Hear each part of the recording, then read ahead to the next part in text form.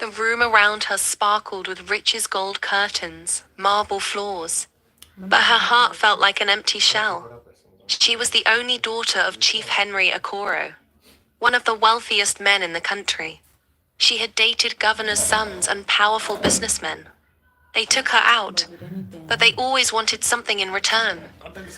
A land title, a business deal, a headline marriage. I want someone who sees me, not my father's wealth, she whispered. That night, she walked into her closet and found an old bag. Inside were her old clothes. She changed into her faded, torn clothes. Her jewelry stayed behind. Before morning, she slipped out of the mansion. Her father still slept. The guards never noticed. By sunrise, Tina wandered the market streets dusty and invisible. People stared at her differently now, some with pity, others with disgust. No one smiled. No one offered help. Her stomach growled. She approached a woman selling bread under a torn umbrella. Please, Tina begged. I haven't eaten. Can I have just one loaf? The woman's eyes narrowed. This isn't a charity. Get away from here. I'm starving, Tina whispered. With sudden anger, the woman pushed her. Tina hit the ground, her knees scraping the rough dirt. A nearby man laughed. Why is this mad person here? Another lifted a stick. Let me drive her out before she spoils business. Tina froze. But just as the stick swung toward her, a young man stepped in front of her. Stop, he shouted, shielding her with his body. You don't beat someone because they're hungry. The crowd went silent. Tina looked up at the stranger. His shirt was stained. His face rough from long days, but his eyes were kind. And for the first time since she left home, she felt safe. After the angry woman left, the young stranger gently helped Tina to her feet. Her knees ached, and her hands were dusty, but his touch was calm and careful. Come, he said softly. They walked together through the narrow paths of the market until they reached a quiet roadside food joint. It was small, just a few wooden benches, a cooking pot in the corner, and smoke rising in the air. He led her to a bench and sat her down. Then he placed a plate of rice in front of her. Eat. It's the only plate I have, but it's yours. Tina looked at the food, then at him. But what about you? The man smiled. I'll be fine. You need it more. He sat beside her as she ate. She noticed how his shirt was torn near the neck, and his shoes had small holes in them. His hands were rough hands that worked hard. He didn't speak much. He just sat there beside her, watching the world pass by. Tina chewed slowly, not just because of hunger, but because her heart was full of questions. Why was he so kind? What did he want in return? But he never asked for her name, never looked at her like she owed him anything. After some time in silence, he stood and wiped his hands on his faded trousers. I have to go back to work now, he said. Work? I help lift heavy loads for traders in the market, he explained. But if you're hungry tomorrow, come here around this same time instead of begging. You'll find me. Tina nodded slowly, still trying to understand. Thank you. He gave her a tired smile. You're welcome. She watched him walk away, disappearing into the crowd. This was the first time in her life someone helped her. Not because she was rich or important, but simply because she was hungry. Back in her world, people only gave to her when cameras were flashing or when they needed a favor. Kindness always came with a price. Nothing in her heart could explain what had just happened. That night, Tina curled up on the cold ground behind a closed shop in the market. She rested her head on a plastic bag and pulled. The floor was hard. Her back ached. Rats squeaked nearby. Still, she smiled. She had lived in a mansion all her life, but no bed ever felt as honest as that corner of the market. Because for the first time, someone saw her as human, not as a billionaire's daughter, not as a business deal. By sunrise, Tina was already up. She splashed water on her face from a public tap, wiped her hands on her scarf, and walked straight to the same food joint from the day before. The market was just waking up, traders unlocking stalls, pots bubbling, children carrying crates of drinks. Tina sat on the wooden bench, her eyes scanning every direction. And then she saw him. Daniel. He carried a large sack on his back, sweat already forming on his forehead.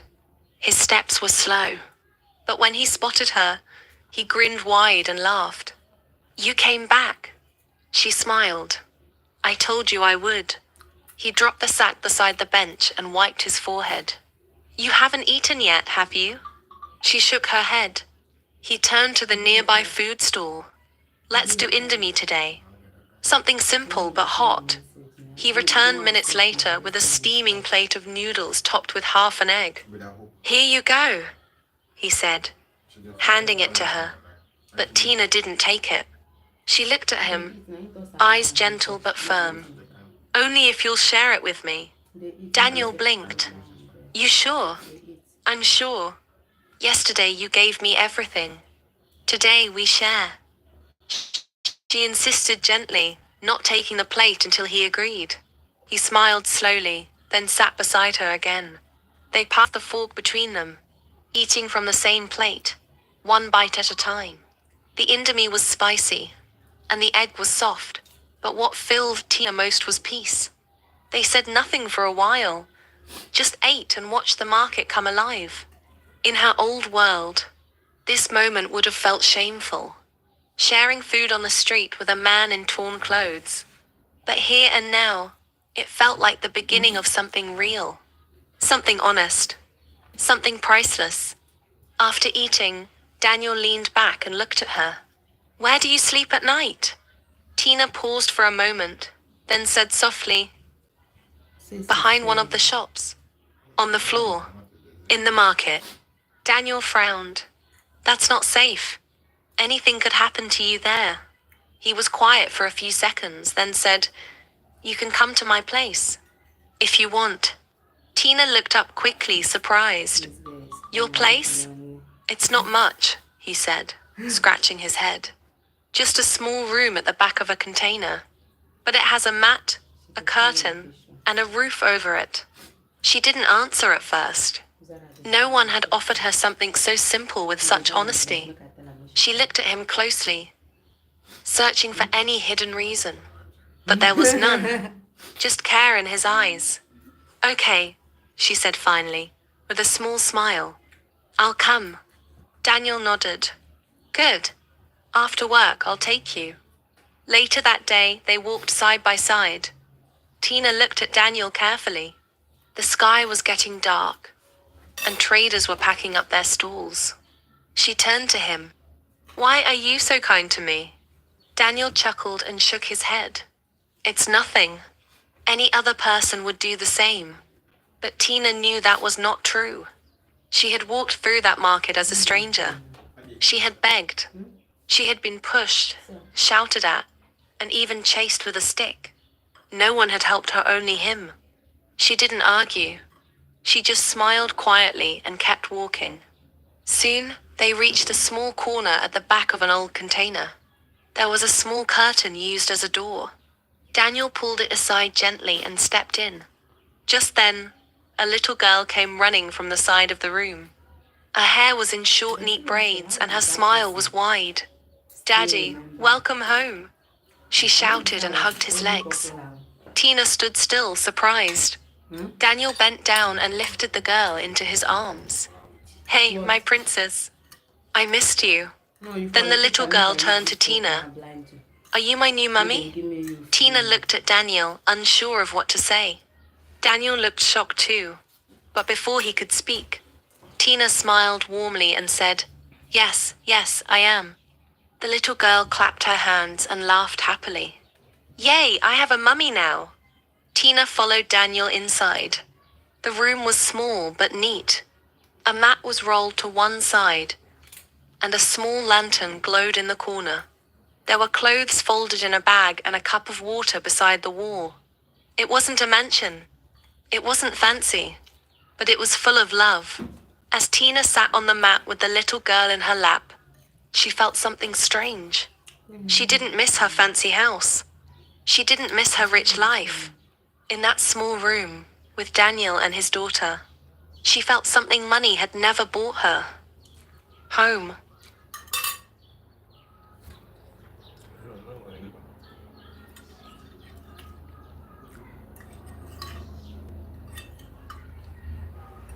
The day was finally here.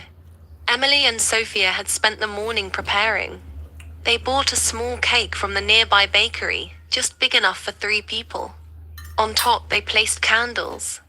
That evening, Emily waited by the door, sitting in her wheelchair, her face full of excitement.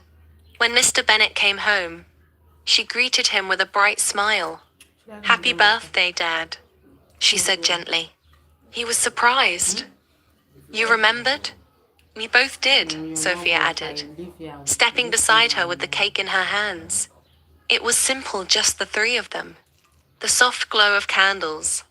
Mr. Bennet hadn't celebrated his birthday in years, not since his wife passed, but this moment felt different.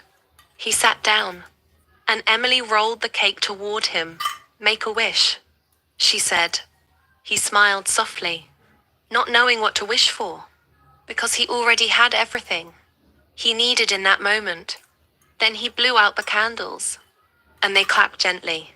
After he cut a small piece of cake, Emily looked at both of them and said, "Sophia, Dad, can you come stand beside me?"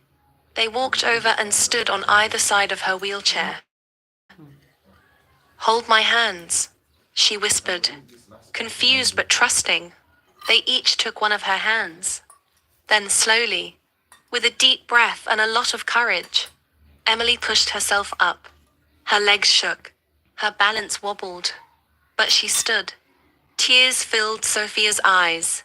Mr. Bennet froze, not believing what he was seeing. Then, before either of them could speak, Emily took one shaky step, then another. She almost fell, but Sophia held her steady. And then, Emily turned and took a few steps toward her father. When she reached him, she threw her arms around him in a soft, trembling hug. Mr. Bennet held her tightly, tears rolling down his cheeks. "You walked," he whispered. Emily smiled. "I told you I had a surprise." He then turned to Sophia, eyes full of emotion. His voice cracked as he said, "Thank you so much. You've given me more than I ever wished for." Tears dropped from his eyes. "The doctors told me my daughter would never walk again." Without thinking, he stepped forward and kissed Sophia.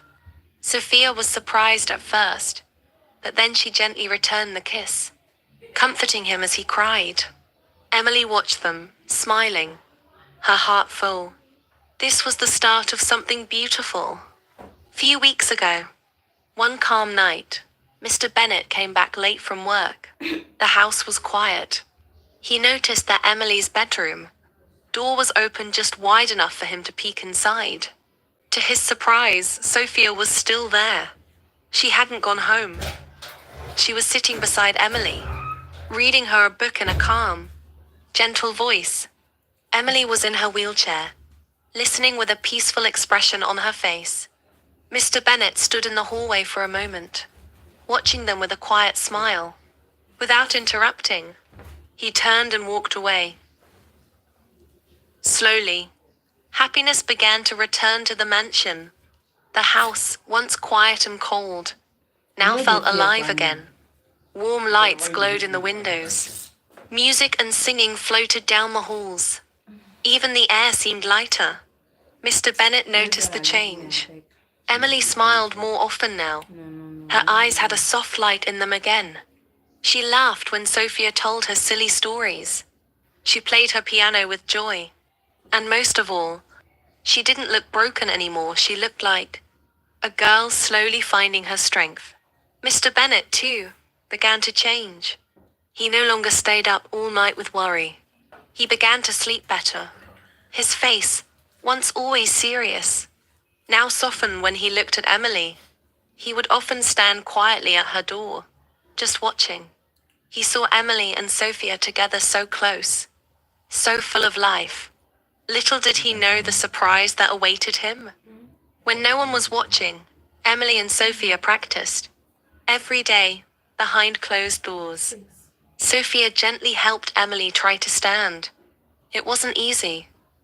Her legs were weak, and she often lost her balance. But she didn't give up. The doctors had said it would be impossible. Just a little more each day. Sophia would say softly. They both smiled through the hard moments. Mr. Bennet's birthday was just a few days away. He hadn't celebrated it in years. No gifts. No smiles. Just silence and old memories. I want to stand in front of him, Emily whispered one night. After practicing, even if it's just for a moment, I want him to see me stand again. Sophia nodded, her eyes full of emotion. We'll make it happen. It'll be the best birthday he's ever had. They kept practicing every day, in secret, little by little. Emily grew stronger. One morning, Mr. Bennet woke up to a quiet house. It felt strange. The rooms were too silent, and the air seemed still. Something was missing. He walked slowly through the hallway, expecting to see Sophia cleaning or humming softly, but she was nowhere to be found. Where is Sophia? He asked one of the staff. She didn't come to work today. Sir, she called in sick, the cook replied. Mr. Bennet paused. Sick. That was unusual. Sophia was always full of energy. She never missed a day of work since the day she was hired. He sat down on the couch and looked around the large house. Without Sophia, it felt cold and lifeless. Even Emily, his 6-year-old daughter in a wheelchair, was quiet. She stared at the door as if she was waiting for Sophia to walk in and say her usual cheerful, "Good morning, Princess." Mr. Bennet sighed deeply. It was strange how one young woman had changed everything in just a few weeks. Before Sophia, Emily rarely smiled. She didn't talk much either, but now she laughed often. She talked about her dreams. She loved being with Sophia, whether they were reading, dancing in the chair, or just talking. He pulled out his phone and called Sophia. It rang and rang, but no one picked up. He tried again. Still nothing. She's really sick, he thought. She must be too weak to talk. But something inside him told him not to wait. He stood up quickly, grabbed his keys, and headed for the door. "Sir, are you going out?" the driver asked. "Yes," Mr. Bennet replied. "I need to check on someone." He got into the car and started driving. He remembered the address Sophia wrote on her job application. It was in a small neighborhood not far from the city. As he drove, his mind wandered. How can one girl change so much? He asked himself. She is just a cleaner, yet without her, the house feels empty. Emily is unhappy. And even I feel worried. He had never felt this way about anyone who worked for him. But Sophia was different. She was kind, honest, and full of light. She didn't treat him like a rich man, she treated him like a real person. And she cared for Emily like a big sister would. Finally, he reached the area. The houses were small and close together.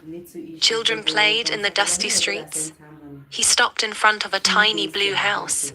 He stepped out and knocked gently on the wooden door. No answer. He knocked again. Then, slowly, the door creaked open. A tired voice said, "Mr. Bennet?" It was Sophia. She looked pale, her eyes weak. But she tried to smile. Mr. Bennet didn't say a word. Without asking for permission, he gently picked her up in his arms. "Sir, I'll be fine," she whispered weakly. But Mr. Bennet only shook his head. "You need help. Don't say anything." He carried her carefully to his car and placed her in the back seat, making sure she was comfortable. He drove straight to the nearest pharmacy. Along the way, he kept glancing at her through the mirror. She looked worse than he thought. His heart ached. At the pharmacy, he ran inside and explained everything to the pharmacist. The man gave him some medicine for fever, flu, and pain relief. He also bought vitamins and fruits. After that, he drove her straight back to his mansion. The staff was surprised when he arrived carrying Sophia. "Sir, is she okay?" The head maid asked.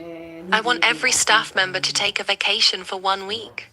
Everyone looked shocked, but no one argued. They packed their things and left the house. Only Mr. Bennet, Emily, and Sophia remained. He laid Sophia gently on the big guest room bed. He placed a glass of warm water beside her, gave her the medicine, and sat beside her bed. "Rest now," he said. For the next few days, Mr. Bennet did everything himself. He cooked simple meals, cleaned the room, and helped Sophia sit up and eat.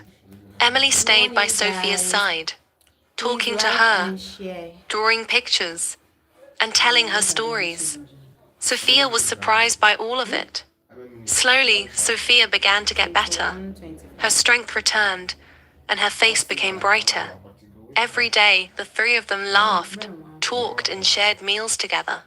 In just a few days, something beautiful happened to Sophia. Mr. Bennet and Emily became more than just a boss, a cleaner, and a little girl. Then say every day is my birthday, but today just comes with a cake. I'll blow it off.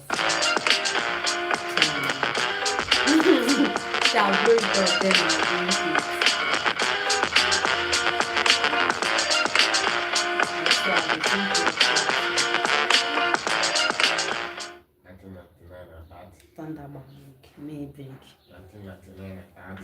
Emily, a starving homeless girl, found a lost wallet stuffed with money and ID of a billionaire. No cameras, no witnesses, just one impossible choice. What she chose, and what happened after, will leave you stunned. Because the final twist changes everything. The rain fell hard. Emily stood under a big mango tree, trying to stay dry. She was cold and wet. Her old clothes were stuck to her small body. Her feet were bare and muddy. She hugged herself to stay warm. She was just 10 years old. She had no home, no parents, no food. Emily had not eaten since yesterday morning. Her stomach growled. It hurt. She had looked for food in the trash bins behind shops, but the rain had washed everything away. The streets were empty. The shops had closed early. She looked up at the dark sky. "Please," she whispered. "I just want something to eat." Then she saw something. Something black slid across the wet road. The wind pushed it toward her. Emily took a step forward and picked it up. It was a wallet. It felt heavy. The leather was smooth and nice. She had never held anything like it before. Slowly, she opened the wallet. Her eyes grew wide. There were lots of dollar bills inside, neat, clean, and new. There were shiny cards too. And on one side, behind a clear window, there was a photo ID card. It said, Sebastian Cole. Emily had heard that name before. He was a rich man. Very rich. She had seen him on TV once, shaking hands and smiling in front of big buildings. People called him a billionaire. She sat down on the wet ground, still holding the wallet. Her hands shook a little. I could buy food with just one of these, she thought. No one would know. But then she looked at the photo again. There was also an address written on a small card inside. Emily looked at the sky again. The rain kept falling. Her belly hurt. Her clothes were wet. She was tired. But deep in her heart, she knew what she had to do. It's not mine, she whispered. She followed the address on the card until she reached a very big and fancy place. The gate was huge black metal with 2 golden lions on it. Behind the gate, a long road led to a mansion so big it looked like a palace. 2 security guards noticed her right away. They walked toward her quickly. "Stop there," one of them said. "This is private property." Emily swallowed hard. I found something. It belongs to Mr. Sebastian Cole." The guards looked her up and down. Her clothes were dirty. "Take your lies somewhere else," the guard shouted. Then, without warning, he pushed her. Emily fell hard onto the ground. Her knees scraped the concrete, and she winced in pain. Just then, a black car rolled down the driveway. It stopped right at the gate. A tall man in a suit stepped out. It was Mr. Sebastian Cole himself. "What's going on here?" he asked. "Sir," one guard said quickly, "this girl came to the gate pretending she found your wallet." Emily sat up slowly. "I found this and just wanted to return it." Mr. Cole took the wallet. He opened it. Everything was inside: cash, cards, ID. Nothing was missing. "You didn't take anything?" he asked, looking into her eyes. Emily shook her head. "No, sir." Mr. Cole looked back at Emily. His voice softened. "Come with me, child." Mr. Sebastian Cole looked at the little girl standing in front of him. She was shivering, dirty, and hurt, but she had returned his wallet with everything inside. He pulled out his phone. "Cancel my meeting," he said. "Something more important has come up." Then he turned to her. "Come, child." He gently helped her up. Emily, whose real name was Amara, held the wallet tightly. "You don't need to worry," he said softly. "You've done the right thing. I'll take care of the rest." He led her through the grand gates and up to the giant mansion. The grass was green, the flowers bright, and the house looked like a palace. Amara had never walked on smooth ground like this before. She had never even seen a house this big, not in real life. They walked through tall doors into a large hallway. The floor was shiny like glass. There were golden lights hanging from the ceiling, and the air smelled like fresh roses. A maid appeared quickly. She wore a neat black uniform with white gloves. "Sir?" she asked politely. Mr. Cole nodded at Amara. "She's had a hard day. Run her a hot bath. Find her some clean clothes, and bring her something warm to eat. Let her rest." The maid looked at Amara and smiled kindly. "Of course, sir. Right this way, little one." Amara followed the maid up a staircase with soft carpets. She entered a big room with a bed so large it could fit 3 people. She looked around, not believing her eyes. The maid led her into the bathroom. It was big and white, with golden taps and fluffy towels. Steam rose as warm water filled the bathtub. "Come, sit in the bath. I'll be right back with clean clothes," the maid said gently. Amara slowly stepped in. The water wrapped around her like a hug. It was warm, so warm. The first real bath she had ever had. At first, she sat quietly.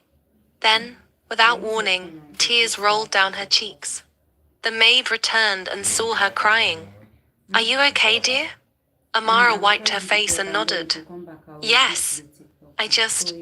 I've never felt this before."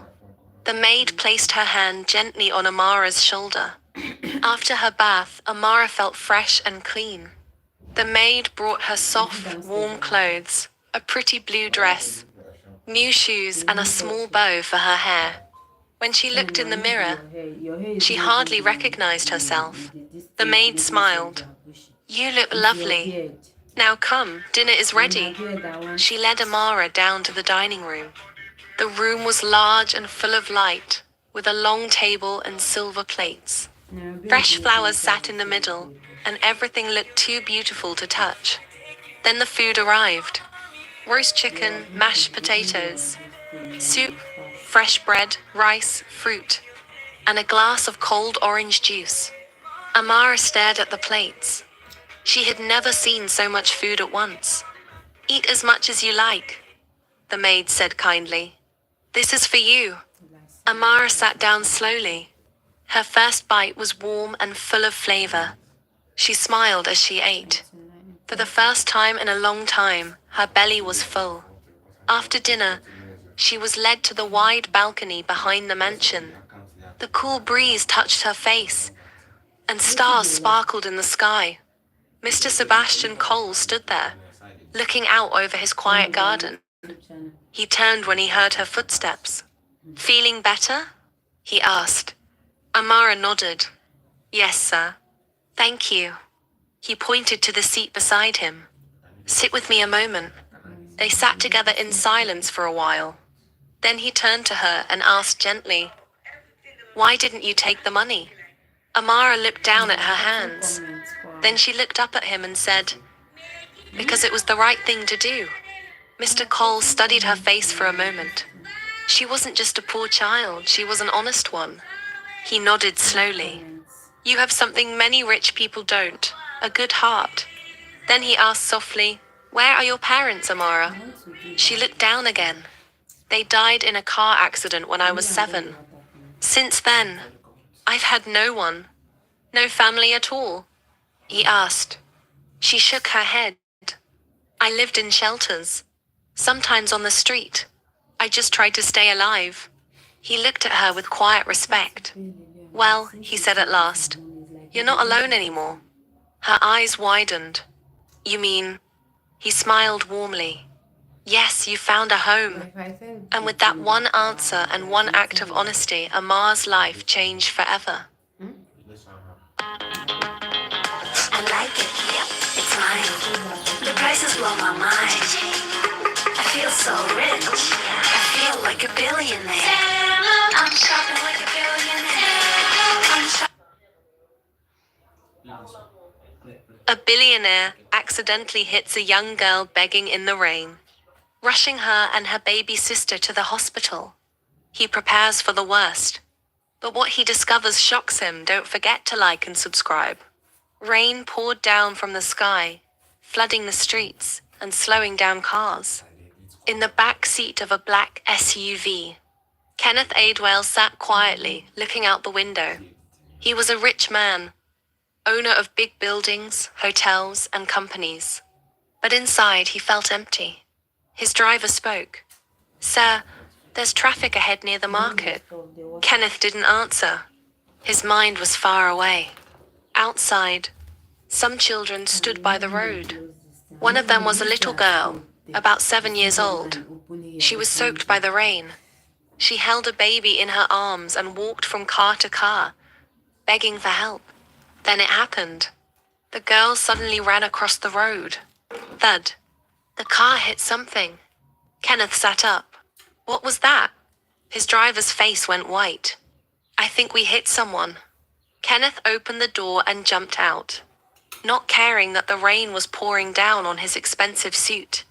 There on the wet ground lay the little girl. She was bleeding and shaking, but the baby she had carried was a few steps away, crying loudly on the ground. Somehow the baby was not hurt. Kenneth knelt beside the girl. Hey, can you hear me? The girl slowly opened her eyes. Her lips moved. He leaned in to listen. Please, take care of my sister, she whispered. Then she passed out. Kenneth's heart beat fast. He rushed to the baby and picked her up gently.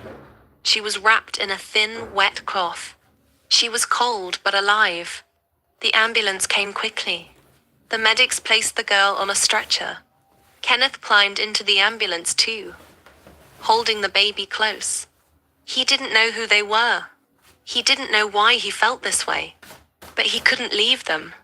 Something in the girl's voice, her eyes, her love for the baby, touched something deep in his heart.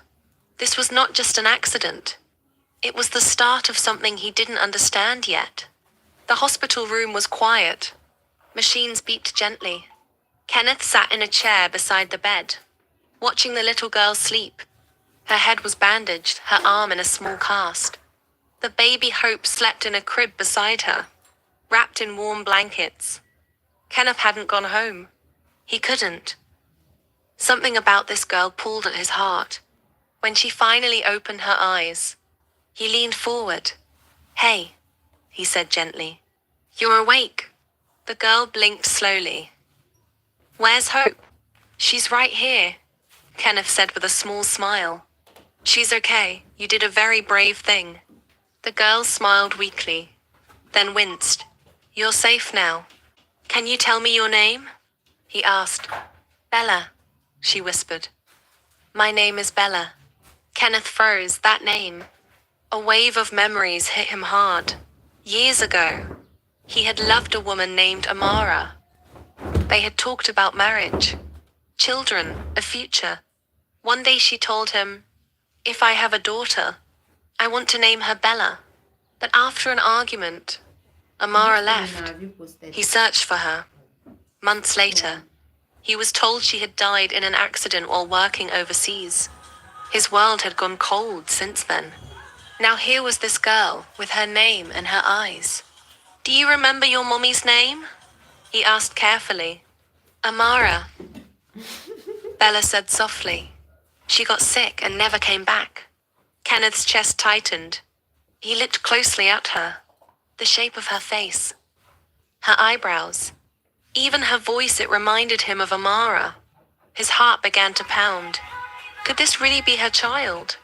He had so many questions. Too many. Do you know where you've been staying? He asked, with Mama Tai-Tai. But she left one day. We've been on our own since then. Kenneth took a deep breath. Amara had a child, and somehow, no one had ever told him. I'm going to help you now, he said.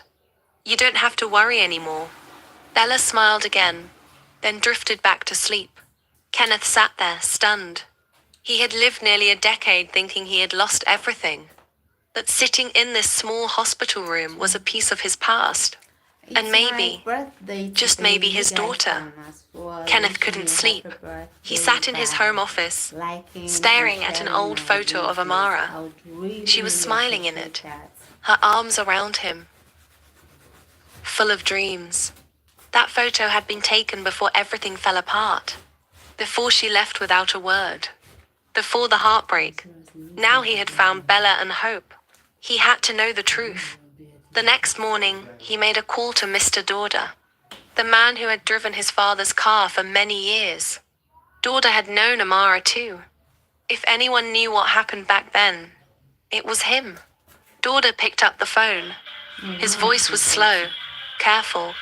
Sir, I was waiting for this day. Kenneth's grip tightened.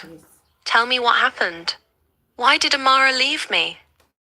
There was silence on the other end, then a long sigh. Your father found out she was pregnant, Dorda said.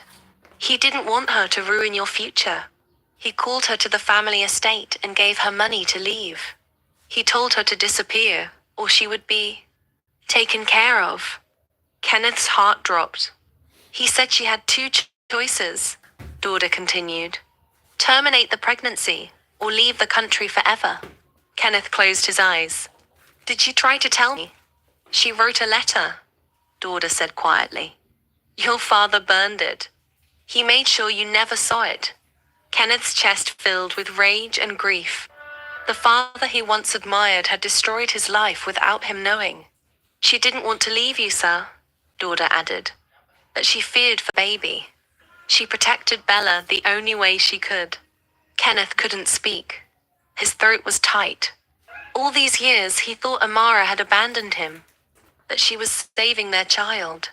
He ended the call, his hands shaking. He stared out the window, rain lightly falling again.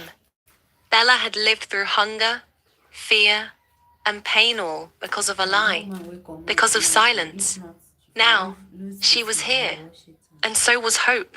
He couldn't fix the past, but he could fight for their future. He picked up his phone again, not to call a lawyer or a business partner. This time, he called the hospital. I want full guardianship of Bella and Hope, he said. And as he looked once more at Amara's photo, his voice broke. I'm going to take care of them, like I should have all along. Sunlight filled the room. The air was calm for the first time in weeks.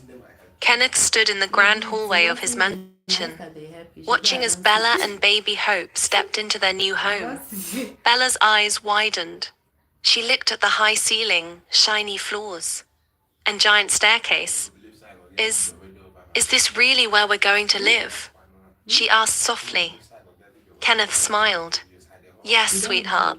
This is your home now. Hope made a sound from the stroller, waving her tiny hands. Kenneth knelt beside Bella.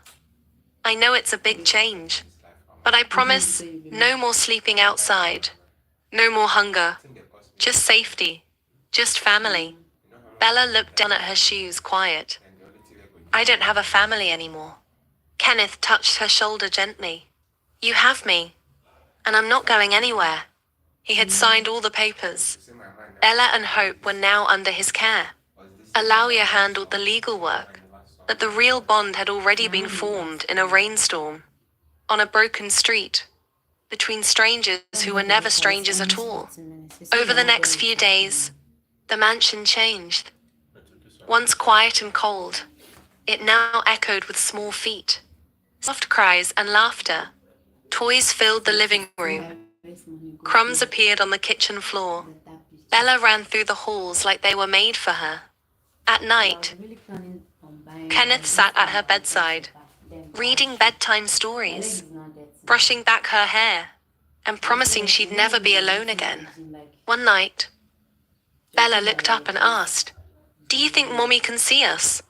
Kenneth's heart ached. He nodded, comma, double quotes, yes, I think she can. Bella smiled. She'd be happy we found you. Kenneth didn't reply at first. His throat felt tight. I'm the one who should have found you sooner, he said finally. But I won't waste another second.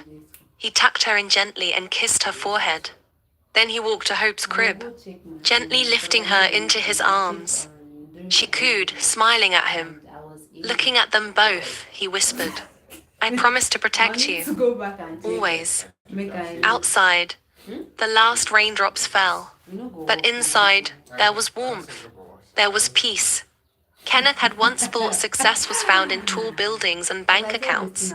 But now, holding Hope in his arms and watching Bella sleep peacefully, he knew the truth. The real treasure was family, and love once lost had found its way back home. Okay, thank you guys. I really appreciate